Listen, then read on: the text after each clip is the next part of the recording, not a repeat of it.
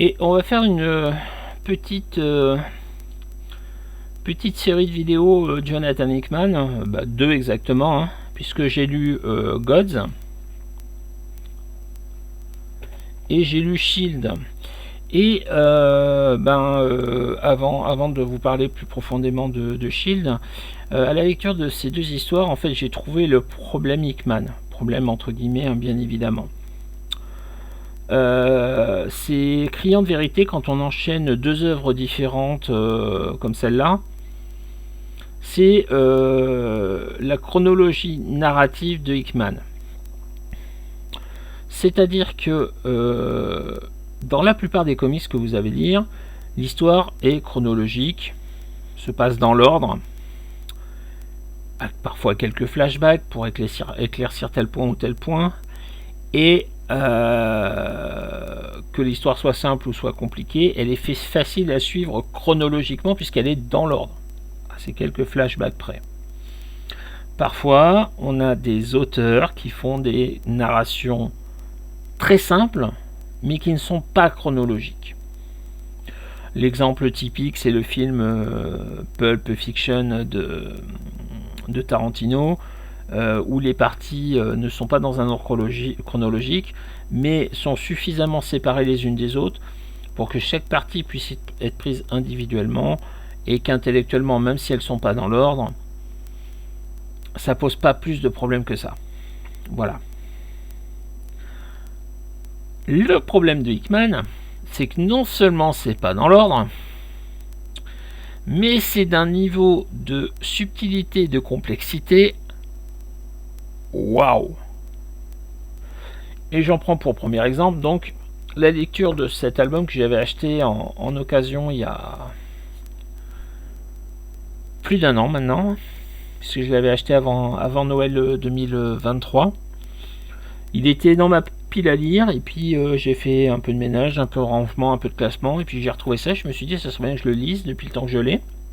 Alors il y a des trucs que j'ai depuis encore plus longtemps, hein, mais ça me faisait vraiment envie de le lire. Et je vais pas dire que le livre m'est tombé des mains, parce que c'est assez prenant quand même comme histoire.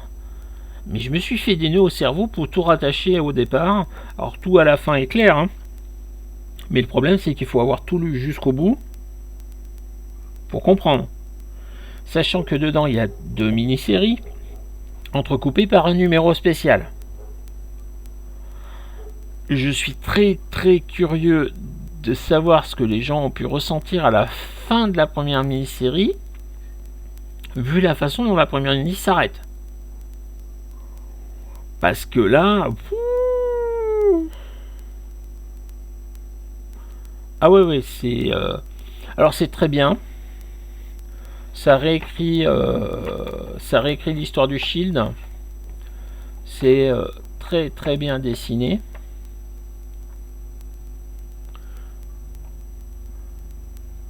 Voilà, donc je vous le passe. Voilà, bon, il y a des scènes de combat, il y a des scènes dans la jungle, il y a des schémas à la Léonard de Vinci. Voilà. Bon, je passe rapidement, je veux pas vous spoiler le truc si vous l'avez pas lu, c'est vraiment une histoire qui mérite d'être lue. Mais alors, la chronologie du truc... Ouais.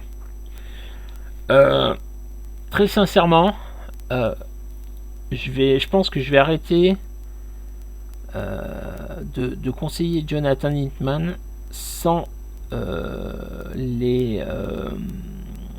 sans prévenir les lecteurs que c'est pas une lecture facile.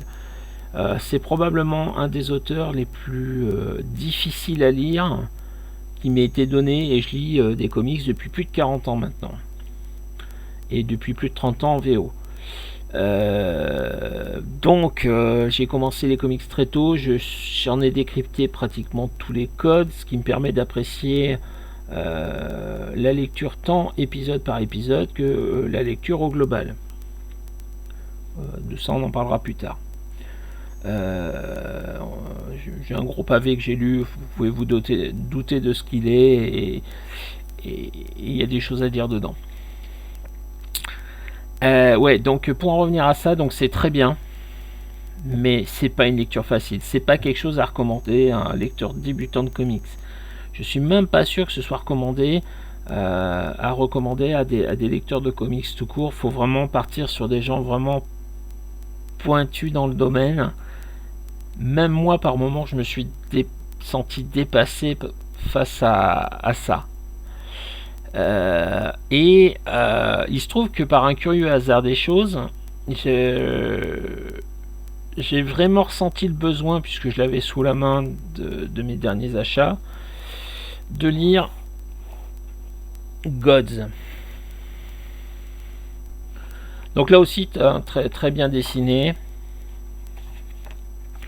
Valerio Schiti fait un boulot franchement superbe.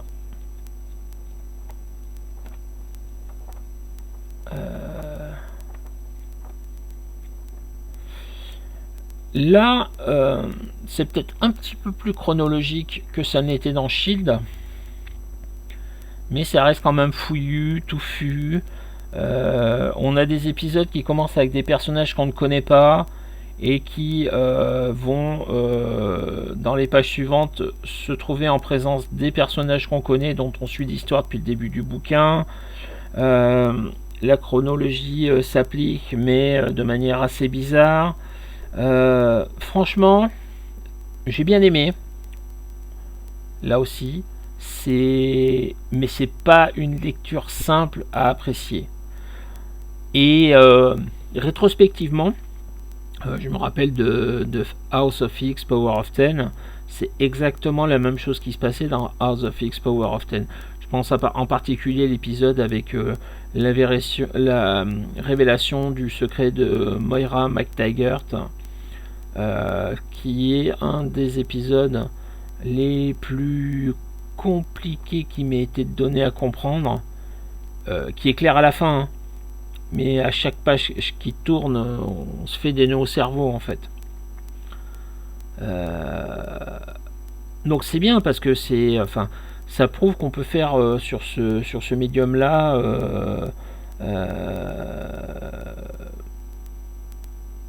autre chose que des choses simplistes pour enfants et adolescents prépubères, comme la réputation des comics peuvent l'avoir. On est vraiment sur du matos de très bonne qualité, d'un niveau intellectuel très poussé, très réfléchi. Ça n'a pas forcément grandes conséquences à la fin. On ne sait pas si on reverra les personnages en question, ceux dont on a suivi l'histoire pendant les 8, hein, c'est 8 épisodes qu'il y a là-dedans. Hein. Ouais, c'est ça, 1 à 8. Donc franchement, c'est très bien.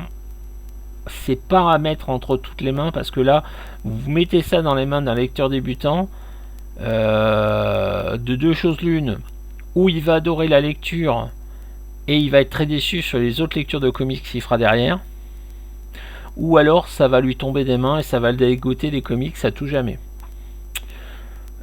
C'est bien, les deux sont très bien, hein. J'ai vraiment adoré. Je ne peux que les conseiller, sachant que le Shield, si vous le trouvez, vous le trouverez d'occasion, parce que je crois qu'il est épuisé depuis très longtemps. J'ai été très content de le trouver, je suis très content de l'avoir lu. Je sais que c'est pas quelque chose que je vais lire quand j'aurai mal au crâne. C'est pas quelque chose qui va être une lecture détente. Ça sera pas une lecture désagréable à la fin, mais pendant, ça va pas forcément être agréable tout le temps de lire, que ce soit Gods ou que ce soit Shield de Hickman. Voilà, on va passer à la suite.